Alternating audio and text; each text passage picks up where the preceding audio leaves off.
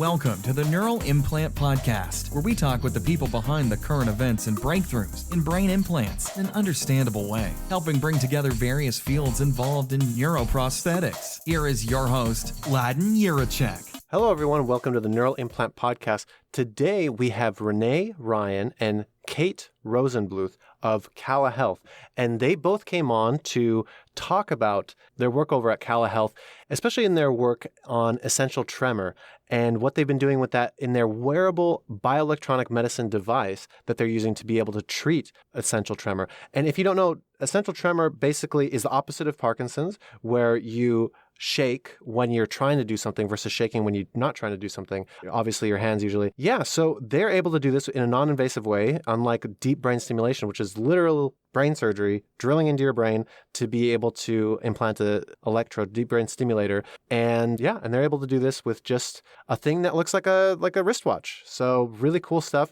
Had a very interesting conversation with them. They've been very successful. They've had a Series C. They've raised over $70 million from investors and are now selling their products.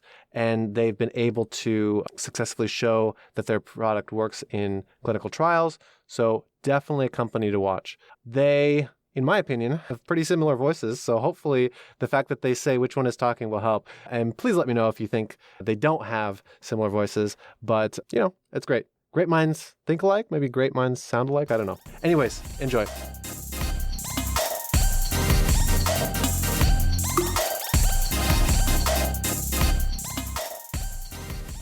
Renee Ryan and Kate Rosenbluth, pleasure to have you on the show. You are the heads of the team at Cala Health. And so Renee is the CEO and Kate is the CSO and founder. And basically what Cala Health does is develop wearable neuromodulation therapies that are non-invasive, and bioelectronic medicine is a very, very big theme on this podcast. And I think it has a really big future. And so a big thing that you guys focus on is tremor. And obviously you guys have other stuff as well. Yeah. So do you guys want to introduce yourself? Sure, happy to. So thanks for having us, Ladan. This is Renee Ryan. I am currently the CEO of Cala Health. I joined the company in this role back in August of last year, right before we shipped our first product. But previous to coming to Cala, I was an investor within Johnson & Johnson's venture group called JJDC, where I had the great fortune of meeting Kate and issuing a Series A term sheet to lead the first funding of Cala Health. And this is Kate Rosenbluth. I'm one of the founding team here at Cala. So Renee and I have been on this journey since day one.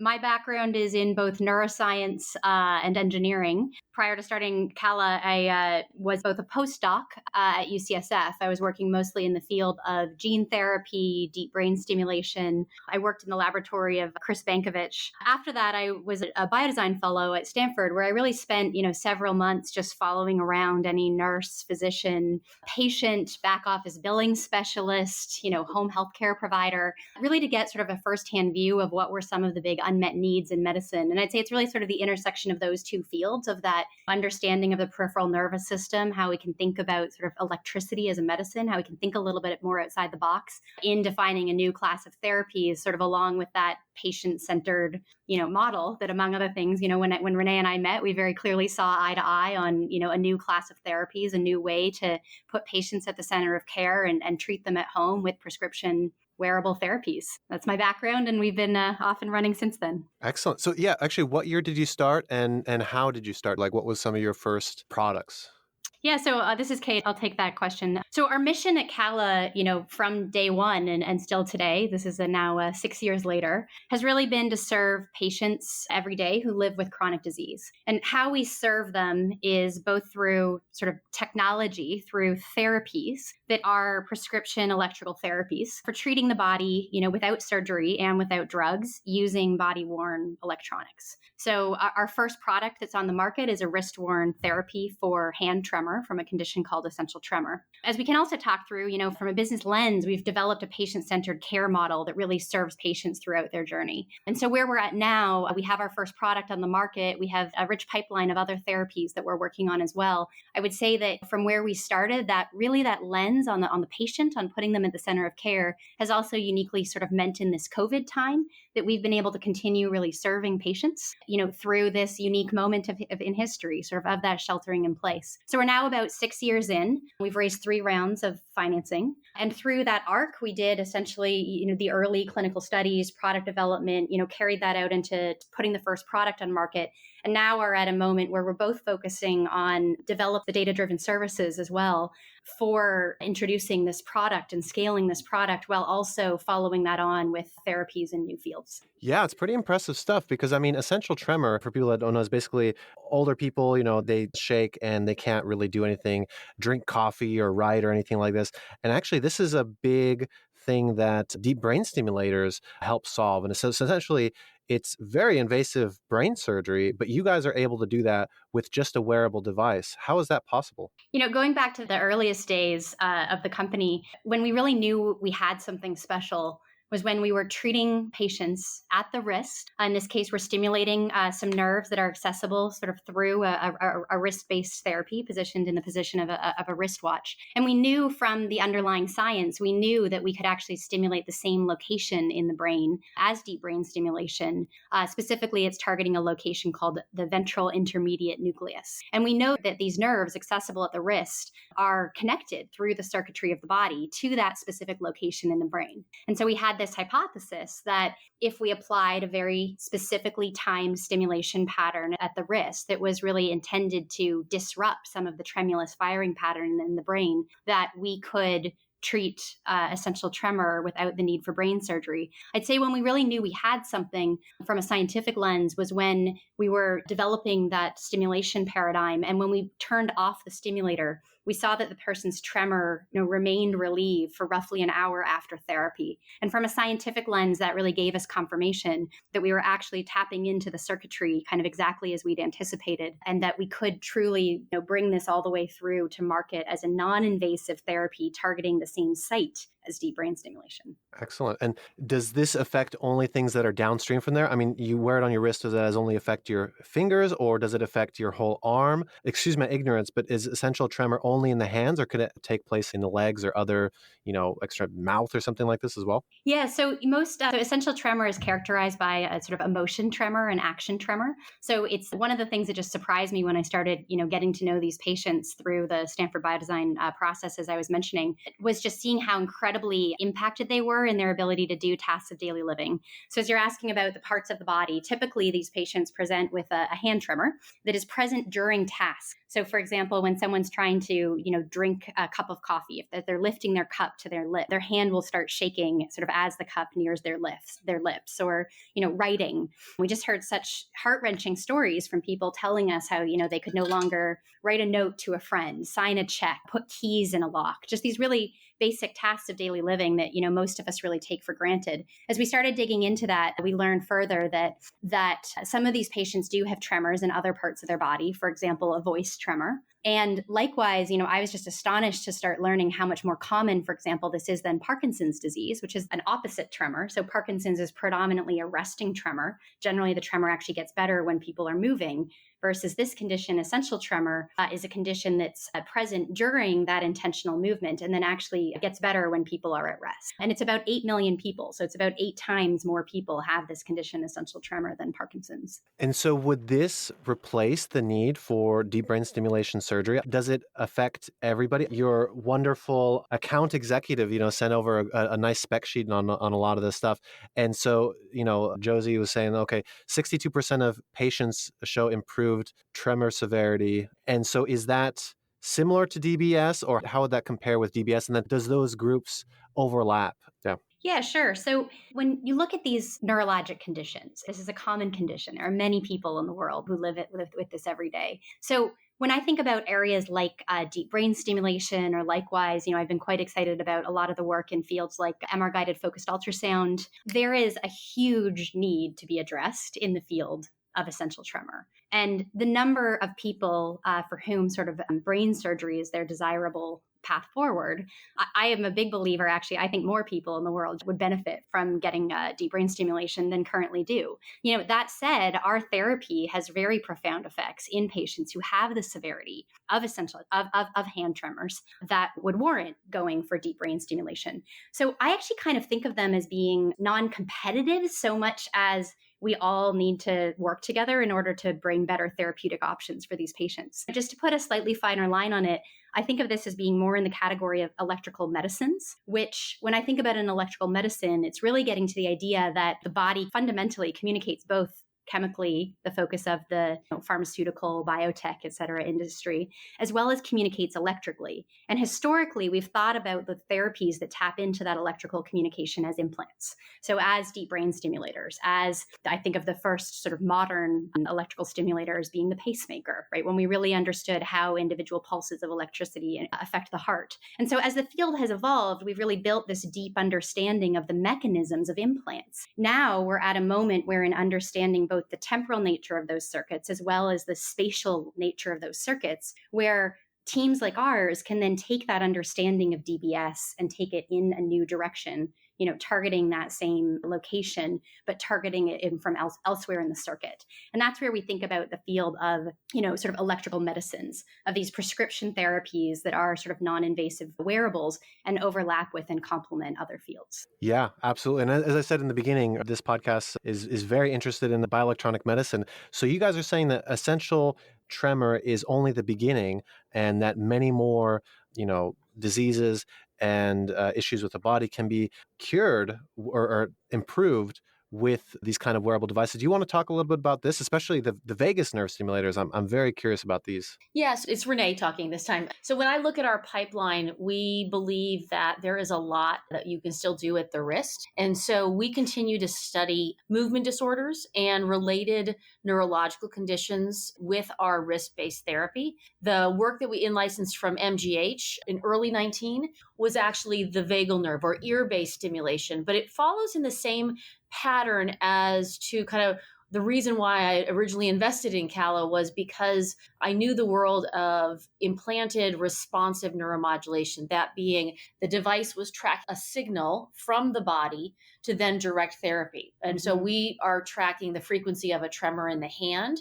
And equally, the work that MGH was doing is responding to signals from the body itself to then know when to stimulate. And so the ear-based work is focused on some areas in mental health and cardiology right now, and potentially also some inflammatory diseases, but really focusing on how do we make it, as we know, the vagal nerve is all over the body and oftentimes not very specific in terms of what organs it's working towards. And so we want to make sure that we can really direct the specificity of our signal to the right target within the body. Okay. Yeah, that does make sense. That is a little bit, it affects a lot of things. The mechanisms are not so well known. But yeah, so Renee, I'm very curious. This is a very interesting story of how you came into the company. You were at Johnson & Johnson. You invested into the company that you later became a CEO at.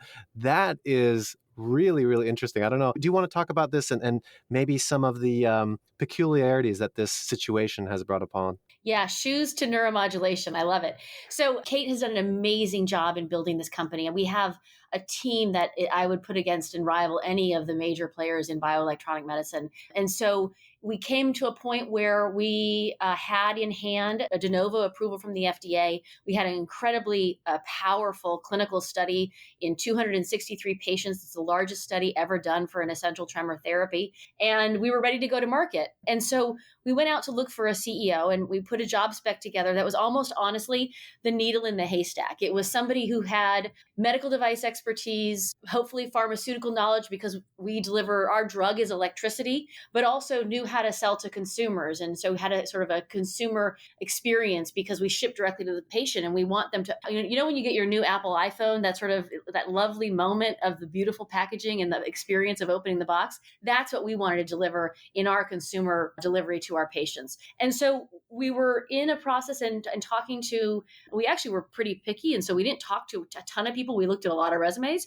and I was on the search committee and I was lamenting how hard it was to find somebody with this sort of trifecta of experience. And my husband actually said to me, well, what about you? And I said, what do you mean, what about me? And I said, I don't have the right stuff. And he goes, well, tell me again what you wanted. And so I repeated consumer, pharma, and device. And he said, well, Renee, you sit on a portfolio at J&J of $2.5 billion worth of investments across J&J's three businesses of consumer, pharma, and device. And he said, what would make you not qualified? And it got me thinking. I literally did not sleep for 2 nights. And I went to my fellow board members and I said, I want to raise my hand. And so they immediately took me off the search committee and put me through the paces like every other person that we had been talking to. And I think it became, I mean, obviously I love our mission. I love what we do every day and I love the company. And so there was a piece of that was very comfortable, but also making sure they understood that this is something that no one's ever done before. I mean, no one has ever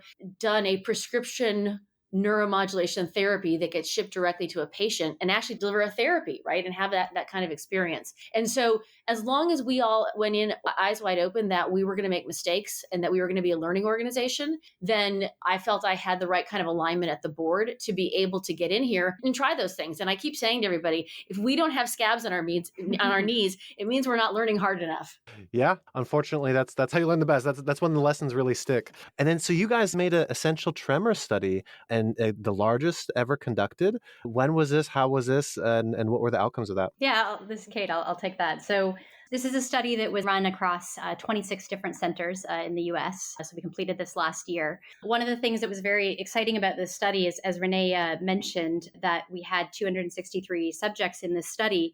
They used therapy twice daily at home over 3 months. And so out of this study, not only did we collect the sort of gold standard clinical outcomes, patient-rated activities of daily living, et cetera. In addition to that, we also use accelerometers on board the device to actually collect the efficacy of every dose by every patient. And so when you look to sort of the future state of healthcare to a more digitally and patient-oriented sort of model of healthcare, we believe that actually building out that groundwork and things like understanding how the traditional clinical related metrics map onto some of these objective sensor-based metrics, that's incredibly empowering to the field, but both for us and beyond. So that study was really building sort of that basis of the understanding of patients' journey through multiple months of use just prior to bringing that out onto the market. This is Renee now. The coolest part of the study is that, and I was still on the board at the time, is that Kate came forward and said she wanted to do the study. We were aiming at, 250 to 300 patients. And she told us that it was going to take 6 months to enroll. And the demand was so great that we fully enrolled the study in 6 weeks. So and this is over. We shipped the devices to our sites on December 15th, and we completed enrollment the first week of February. Wow. Really exciting. Yeah, so definitely a demand for that without somebody drilling into your skull, huh? No, shocking. So we are recording this during the COVID pandemic, and so it's obligatory to talk about how has this affected you guys? How has the pandemic? How have things changed? And I'm seeing you guys have changed to more telemedicine. And so what exactly has been going on from your guys' side? Yeah, like any venture-backed startup, we obviously took a strong look at our budget and ensured that we had cash to last through the end of 2021. So we feel very good about just the overall financial status of the company right now. We did actually the first week of March, when the CDC guidelines came out about elderly people needing to stay home, we actually suspended our on-site clinic where we study patients. And so we asked them if they already had their devices to just stay home. And we would obviously be in touch with them virtually over the course of the time that they were at home with their devices. And then obviously we couldn't start enrolling any new patients. So those were some of the sort of immediate things that we did. And like everybody, we saw a slowdown in the month of April for our prescription volume. So none of that was a real surprise. But what we've seen coming from May and June was we were not doing a lot of digital marketing. We didn't have people in the field, but all of a sudden our volumes kind of were popped back up to kind of pre-COVID days. And we're not fully restored to our prescription volume, but we've seen a very nice uptick in our business. We had always had telemedicine here in the state of California. We're based in Burlingame, California. We have a concierge neurologist who offers several half-day windows for appointments every week. And so we had seen adoption of telemedicine pretty consistently throughout. And we've seen a huge uptick in the interest to deploy telemedicine to support the Cala Trio from physicians across the country. Obviously, a lot of the telemedicine rules have been loosened by CMS, but interestingly, the one that hasn't necessarily been loosened is the ability to do a script across state lines. And so that's one that, when we think about what we would like to see in the future state, that is a condition that we'd like it to free up so that we can really deploy telemedicine in a much bigger way. But again, the core business was always that once the prescription came to us, we took over. That's where Cala really kind of owns that whole journey for the patient to ultimately, right now we're in a cash pay setting with our patients. And so we are offering to qualified patients the ability to purchase a device, and then we ship directly to them. And we offer either, video conference or telephone onboarding so they know how to use the device. It's actually fairly intuitive, but we offer it to them because oftentimes, as you mentioned, our patients are elderly. And then we continue to ship them a new band. So the device itself has the stimulator and base station are kind of a multi-year life, but because our band contains dry electrodes in it, that we do have to ship new bands every 90 days. Oh, okay. Interesting. I don't think we talked about how the actual device works or what it looks like and how often you, for example, have to charge it and what you have to do with it. Do you just press one button or what? Yeah, it's about that easy. I can see why they might want some, some video conferencing to be able to learn how it's done. So the device think of it as a little bit larger than an Apple Watch, and it is an oval shape that has a screen on it that shows time, but also shows therapy session duration. It also gives a couple hints to the patient about what is needed. Remember, we talked about it being a responsive technology. And so when on first usage, the patient will put on the device. It has a band that detaches, obviously, so make sure it's securely snapped into the band itself. The band has markers on it to align over the median and radial nerves at the wrist. And then they press the button. And the first thing they're asked when they are first using their device is to do a tremor task. And so one of the things we do ask physicians to do is to discover in sort of out of two postural positions, which elicits more tremor, right? So we want to be able to read the tremor and read the tremor frequency to then adjust our bursting and signaling pattern of the electricity over the two nerves. And so after the tremor task is completed, it is then told to start the device and you press the one gray button, which is big enough, oftentimes, even if you do have a shaky hand, is big enough to kind of get to and press, and then off they go. It's literally that simple. Wow. That's amazing. Yeah, that button is hard to miss. So you guys have been successful. You've raised about $70 million in funding. What does it look like for you? What's your plans for the short term and the long term? The short term, and I'll answer from the business side, and I'll let Kate comment on the science side, because I do think we have some pretty aggressive scientific goals in mind as well. From the business side, really our number one priority is to serve our patients. And in that vein, that means improving our therapy. And so we have we're very self-critical. We believe there's a lot of improvement we can continue to deliver to our patients. So even in this COVID time, about a week ago, we enrolled our next study using a new band technology that we wanted to test. And we were able to enroll patients virtually, ship devices to their home, and then onboard them over a phone call. So very much like our commercial business. And so we continue to test out different modes of operating, and we'll continue to do that for the foreseeable future. We're not 100% of all patients being able to be successful with our technology. Beyond that, very clearly to me, things like Parkinsonian tremor, where you actually see a postural tremor in a Parkinson's patient, where they have tremor both at rest and then when they're actively moving their arms, would be, we think, very doable from a FDA label expansion opportunity. And then looking at other neurological conditions, again, at our risk-based therapy are the very near-term opportunities. And I'll let Kate comment on some of the other more scientific goals. Yeah, sure. So on some of the scientific areas where we're particularly active right now include, I'd say, both data science and neuroscience in particular. So on the data science team, we're doing some really exciting work around machine learning, artificial intelligence, et cetera, that really leverages the connectivity and the sensor-based objective data off the devices. So the Prospect study that I was mentioning earlier, the study that produced over almost 22,000 individual sessions of data, we're able to really mine that to learn a lot about how to support patients through their journey and how to really optimize therapy for each of the patients. In addition, on the neuroscience side, we're working very closely with a number of leading academic medical centers on really investing in the mechanism of action and truly understanding at a mechanistic basis exactly how therapy is working, as well as how to improve therapy both within sort of essential tremor and beyond that. So going back to kind of the idea of electricity as a medicine, when you stimulate peripheral nerves, you cause neurotransmitter release, et cetera, in various parts of the nervous system. So, for example, we found it very exciting looking at things like how we can use imaging modalities over time to actually understand some of the brain response to repeated stimulation, as well as things like looking at data that we pull off implanted electrodes, either microelectrodes, during neurosurgery, or permanently implanted electrodes, to actually really validate and understand the waveforms and build the field's understanding sort of in that basic mechanism. So that we do that data science work, neuroscience work as well. We're very actively, building out some of the next generations of therapy, which get into, everything from material science and beyond. So I think one of the great joys in sort of building this and putting this together has been really bringing experts from across the field, from, these different areas that go everywhere from sort of, information technology right through basic neuroscience, and now sort of innovating and out into some of those new service models. Yeah, it truly is an interdisciplinary field, and you got to pull in talent from all sorts of areas, and it's a very, very large space to explore. So I'm glad that you guys seem capable, that you're able to do this and do it well, I think, too. So Renee and Renee and Kate, is there anything that we didn't cover that you wanted to mention still?